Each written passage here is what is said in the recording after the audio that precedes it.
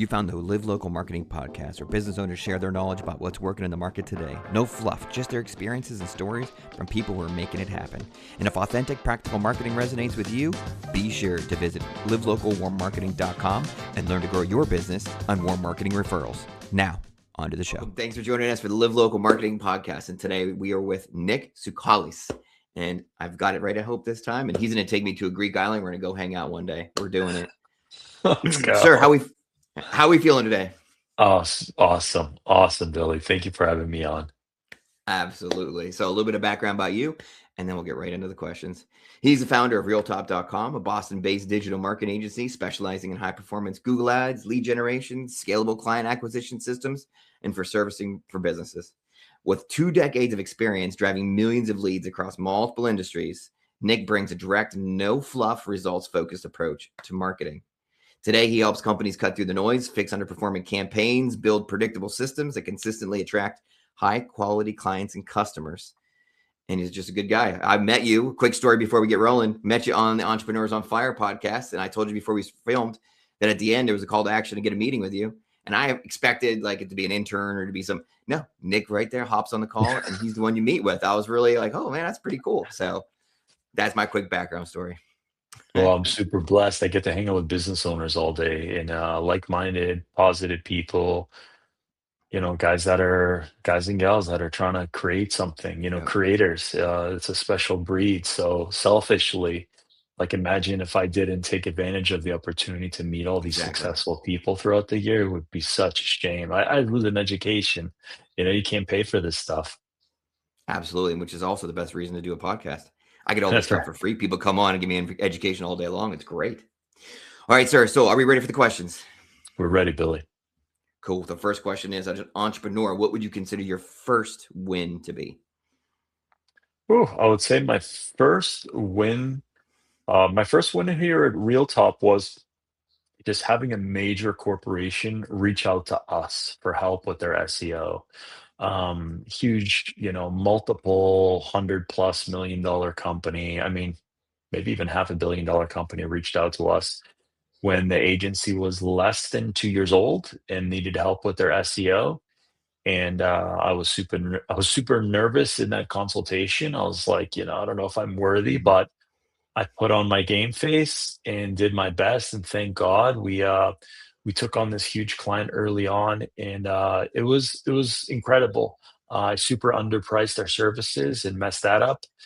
Probably why they hired us. They couldn't believe how stupid I was to charge so little. They got a ton of value, and it was like a notch in our belt that we needed to build authority going forward.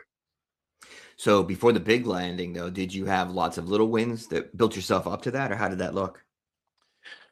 Yeah, this agency was a total mistake. So I would say, like when we started the agency, actually, it was kind of a joke. Actually, a friend of mine needed some help with marketing, and I went with him on a bunch of meetings to choose an agency. And I was like, dude, these agencies are dumb. Don't hire them. I was like, let me just do this for you. I won't even charge you. And he was like, no, no, no. I gotta pay you something. So I opened up a Stripe account and sent him an invoice, and he was dumb enough to pay me. And I was like, wow, this is a business. This is cool. And and before you know it, I would say that was the smallest win. There was no business plan. There was no branding either. Just as a joke, I called the agency Nikitas after my first name, and because I own the URL Nikitas.com. So there's no plan and no sense in anything. All right, so we talk about that big win again. So the big one probably had a nice little budget, even though you underpriced yourself. How do you talk to businesses that don't think they can afford the marketing, that get intimidated by that price point? How do you have those conversations with them? Welcome. A quick break before we get to that next answer, because I know that answer is going to be brilliant, which is why I chose this moment to interrupt.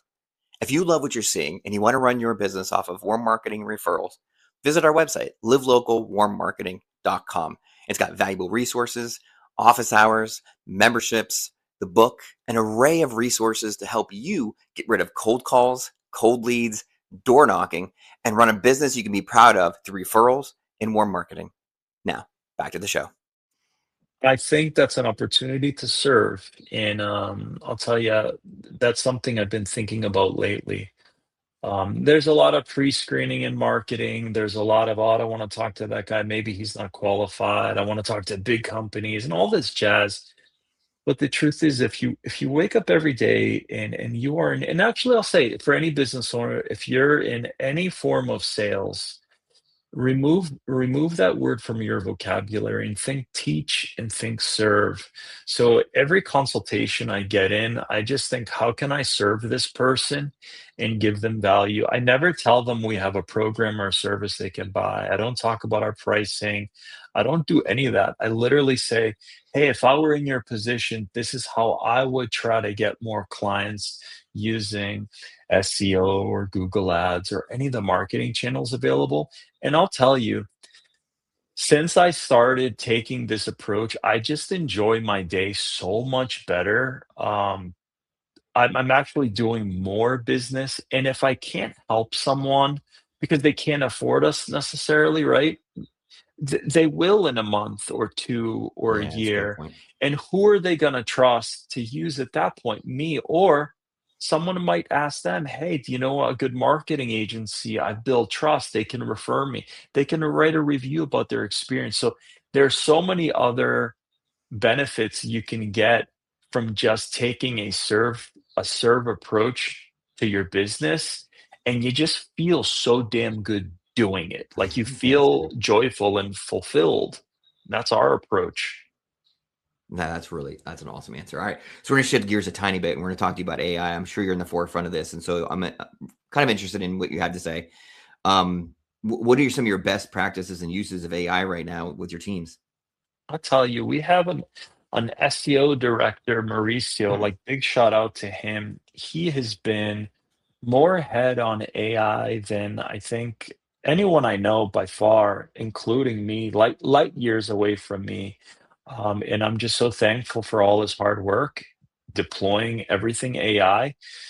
So he's gone ahead and done the work to really be all over these schema markups, FAQs on each page, Yeah, really like teaching the AI how to read our content and how to present it in these conversations. And I would say there are a bunch of experts on AI, but from what I've noticed, no one's an expert yet because yeah, there's no rule book. And none of us really know what's happening in these private conversations. So that's the other thing. So half of our SEO strategy right now, or half of our energy is going into AI. But if you look at the stats, only 5% of local leads are being generated from local AI conversations. That's what we're hearing. So we're preparing for something that we don't actually know. We don't really know what it's going to look like for 6 months. Anecdotally, I'll tell you, we just got our first client from Claude. mm, okay. Person said literally, Claude referred you in a conversation about who to use as a marketing agency. And I was kind of ticked off because the tracking was totally off. So, that's another thing. We're used to all this tracking, these UTM parameters.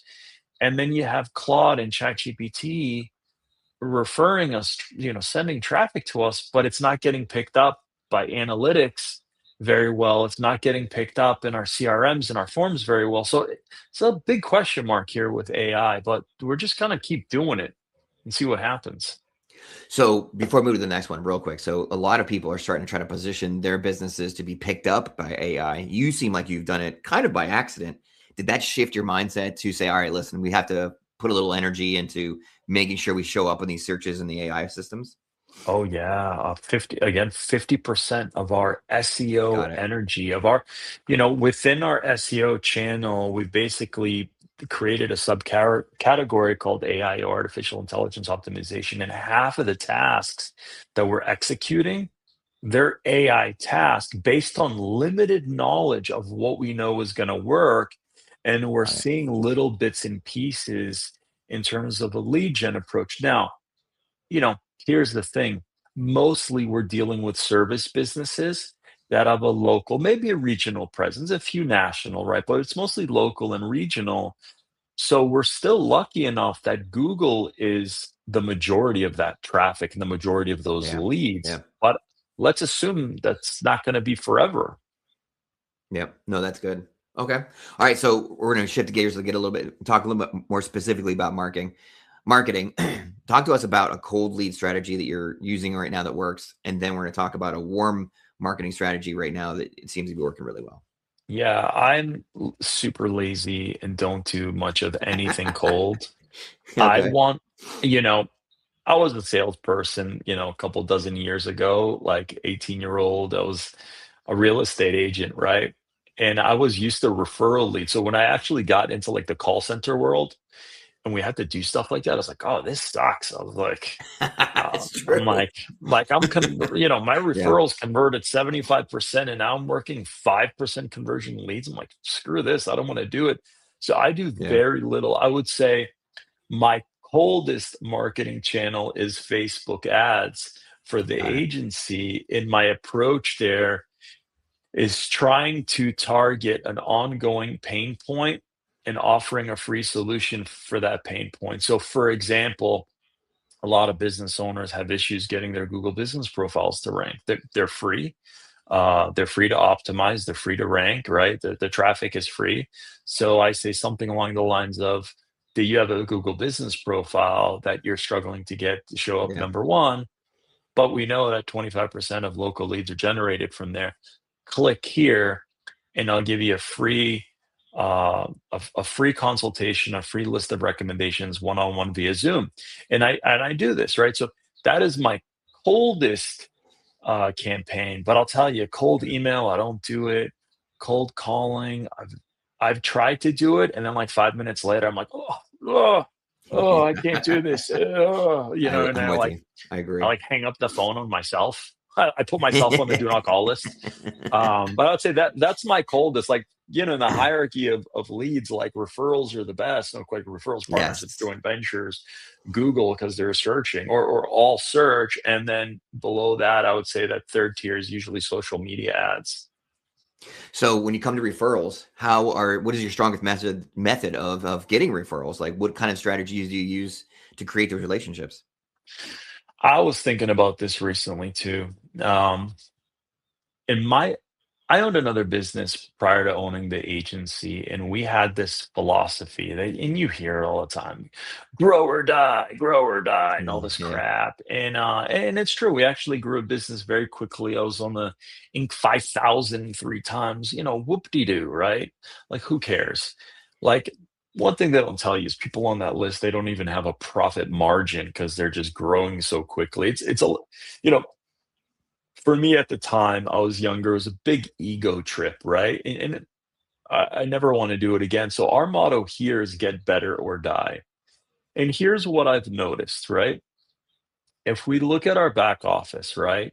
Deploying SEO, Google ads, social media, all the different things we do for a business, a service business, if we could just do them better, Mm, give them a better product, give people a better form of communication, more communication, putting an emoji in a text message response to a client to uplift them, right? Just literally every single thing we do yeah. it better, then ultimately we're going to impress, and that's going to drive in more referrals. And my team has adopted this philosophy, and they keep trying to improve things, and that's our philosophy. And I'll tell you, referrals are almost taking care of themselves because of that approach. Yeah. And I'd say, like, if you want really good referrals, look at your product or service and how you're delivering it, and just get freaking better, right? And then the second part to that, and there's some stats that say ask. Just ask, right? So if you have a client that really enjoys your service, you're going to have a debt there, right? The law of reciprocity. They feel like they're getting this much value for this price. They will feel indebted to you, and they should, right? Because you're so damn good. And that's the time to say, hey, Tim, know anybody that could use Yeah. our service? This is not brain surgery, right? And you ask them politely, and there's not much to it. So whoever's handling those client relationships, make sure you have the wow and ask. And I think the stat was only 15% of your loyal clients will refer you if not asked. But when you ask, it can be as high as over 90%, right? That's good. So get better, ask, and then the referrals will come. And if you suck, don't ask. Go back, fix the Yeah. suck first, And we've sucked plenty in our career, and we had to fix things. So I don't know. So far, so good. We're getting some great referrals. That's awesome. All right, so let's shift gears a little bit and talk about video marketing because I love that space. What kind of video marketing are you working with your clients? What kind of things do you talk to them about? What is important when it comes to marketing with the videos? Oh, I wish I could get more clients on video. The truth is, a lot of what we do is inbound, right? So think Okay. Google, SEO, Google Ads, even Facebook ads, right? But it's tough to get clients, especially the client, I swear, the clients that have adopted like the e-myth system of delegating everything. Yeah. You can't even get them to respond to an email. They have delegated out their whole world, and now many of them don't want to be on video. So I'll tell you, for clients, it's been really tough getting them in front of a camera. I would say less than 5% of our clients Really? are even willing to be in front of the camera. They won't even talk about it. Hmm. Um, which I'm fine with. But I would say the biggest thing that the most successful owners I have that are doing that are participating in videos, like they're not on it, right? But what they'll allow is a willingness to feature and use video to feature their team, their clients, That's their good. projects, and they have no egos. They've removed themselves from the equation. And like with their employees, they'll have a team member that's been with them. Let's feature them. Got They it. have a project they completed. Let's put that out there. They have a new piece of technology they want to show the world about. Let's show this new tool or robot or I don't know, some freaking Yeah, cool stuff. thing they Yeah. bought. Um, that's my most successful client avatar. They're not showing up, contrary to popular belief. Maybe It's they crazy. should, maybe they shouldn't. I don't know. What do you think? I think the quickest way to trust is putting your face in it.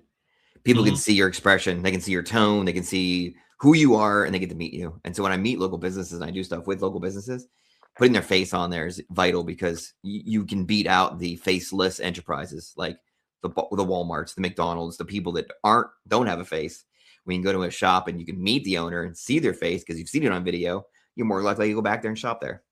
I couldn't agree with you more. And, I'll tell you, for us, that's our strategy. I'm Yeah, still in the videos, I'm still on the site. And if anything, for that trust, the guy that found us on Claude ultimately poked around. And that's the buyer journey, right? They're going to poke around the exactly. internet and check you out. And yeah, Yep. just being there shows, oh, this guy's willing to put his name on something. Yep. I couldn't agree with you more. I would just love more participation. All right, that's good. So, in that same vein of confidence, let's talk about confidence for a minute. So, if you come across, and I'm sure you have in the past, people that aren't sure about their business, they're like, I don't know, I'm not sure this is going to make it. I'm not sure I'm ready for this. I'm not sure I'm ready to scale up. How do you have that confidence talk with them to get them to, put themselves out there a little bit more? I think you gotta, we're trying to sell people on the thing that we're getting paid for, right? But I think it's important that we sell ourselves, sell our employees, sell our team members, sell the people around us. If you have a restaurant, for example, right? Like if you walk into the restaurant and you find out the owner doesn't eat there, nobody wants to Yes, go there, right? And you it's and true. you can tell. My father for a while had a restaurant, and he sold it. Like he'd be like, "Hey, you want a cheeseburger?" Like, "Yeah, all right, Dad." And he would walk in with your cheeseburger, and he'd have one in his mouth, like that cheeseburger, and he'd be like, "Oh, this is the best," right? So I think it's important you spend some time, number one, getting your craft right for sure, right? Yeah. And then eat what you cook. It's That's kind good. of the motto here. The marketing that we deploy for our clients, the basic plan, if you look at the 5 or 6 things we do for our clients, like the 5 or 6 categories, I did for myself, for my own company for almost 15 years before I owned the agency, acquired more than 100,000 clients using these strategies. So I sold myself on this stuff because we did it successfully, and our team is sold on it because now we're doing this for the agency. So everything I tell a client to do or recommend, I'm doing for Good. myself. Otherwise, I'm not going to tell you to eat something I'm not willing to eat, you know? Yep, that is awesome. So he's good at cheeseburgers then. For a Greek man, I don't know. His cheeseburgers are pretty good then. He loved those cheeseburgers. They were Angus, and he wouldn't stop telling me about them, that they were Angus. I'm like, all right, Dad, they're Angus. He's like, they're Angus. You know that? They're Angus. I'm like, all right, cool. I'm sure they were delicious. Now I want one for lunch. Now you got me all set up. I'm ready to go to Oh have a yeah. cheeseburger for lunch now. Jeez, oh man. All right, so let's finish this off with before we can talk about your business, the idea of burnout. So I know you have a team and you've got a lot of people helping you out, but at the same time, it is easy right now to get burned out, to take on all the tasks, to do all the things. How do you avoid burnout, and how do you help your team avoid burnout? That's a great question. Well, I'll high level, if you love what you do, you're going to keep doing more of it, Yeah, right? And it'll be a sense of fulfillment. It won't be, look at us, our physiology, right? You could do the same task, and if your perspective is off, you're releasing cortisol. Or if you love it, it's releasing dopamine. Cortisol will kill you. So I think right away, you got to get a different perspective. Serve people, it makes you feel good and joyful, and you get a dopamine hit from it. You're replacing cortisol with dopamine. And make sure the team is taking that approach and they understand they're serving people with whatever they're doing, right? Now, from a practical perspective, I think it's important to just do an audit, right? Like what did I do today? Like make a to-do list, and then next to it make a I did list, right? Because sometimes yeah, those will differ. And then yeah. think about how I can replace it with some automation or even delegate it. I'll tell you, there's a crazy stat, right? If you could cut 8% of your calendar out, just get rid of stupid shit you're doing that you shouldn't be doing, automate it or delegate it, that is a month a year. Holy Imagine cow! if every hardworking person in this country got a month to go on vacation. It's in your calendar. And I'm not saying you got to take a month off. Not everyone is Greek, that's what we do, but not everyone's going to do it, right? And yes, we do it. Um, Oh man. but just audit things. Imagine if you're sick, right, and you can't make it to work. You're a great delegator when you're sick and you can't be there. Yeah. So role play that and get rid of some stuff. Those are the two practical things I would do. Awesome. All right. Awesome. Awesome. Yeah, we have a line on so many different things with the marketing and the personalization of it. No matter how big you get, all these things I really respect out of you and your company. So it was a great discussion here today. Let's have you do the outro where you talk about your company and then where people can get a hold of you if they want to talk about their services or how they can hire you. Thanks, Billy. So I own this agency, realtop.com. Um, and we help service providers, right? So whether you're an HVAC company or you're providing a service nationwide, whatever that is, and you need a lead, right? You need a lead, just one, or hundreds or thousands of them. We come in as an outsourced digital marketing department for businesses that really it doesn't make sense to bring it in house, right? Usually that's the company that's under 20 or 30 million. Usually they're using agencies, and we basically had built this small army of elite marketing channel managers. They're very, very good. They're extremely talented and hardworking. And you basically pay us a retainer, which is peanuts compared to what you would even pay a part-time assistant. And you get our entire team on a fractional basis with lots of transparency and tracking and all the bells and whistles and campaign managers and weekly meetings and all that. You can find us at realtop.com. The consultation is completely free of charge. And we can assess what you're currently doing, give you a list of recommendations.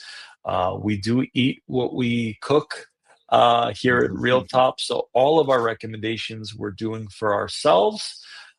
We don't serve every industry. We're believe it or not. We don't work with the restaurant industry or the salon industry. It's just not something we've done successfully yet. Um, but yeah, check us out. It's a free consultation, and Awesome. there's no sales pitch. We're just here to serve and give you tips and advice. And it's realtop.com. Yes, sir. Correct. And you're also on the socials, I'm sure, under the same name. Yeah, Instagram is a big one. We're at RealTop Digital. And Got if it. you want to look me up on LinkedIn, Nikitas, my full name, Nikitas, Tsoukales, Tsoukales. Like, that's a long one. Just don't even look. Just go to Instagram.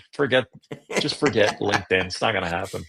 Make sure you give him a follow. He has tons of great information all the time. He has lots of good insights, and he will sit down with you and go over stuff. Like I said in the beginning when I did my intro, I was surprised that he was the one doing the meetings, but he'll talk about your business, and it's a wonderful conversation. I highly recommend it. So, Nick, I appreciate your time here today and all of your valuable insights. Thank you, Billy. God bless you. I appreciate it.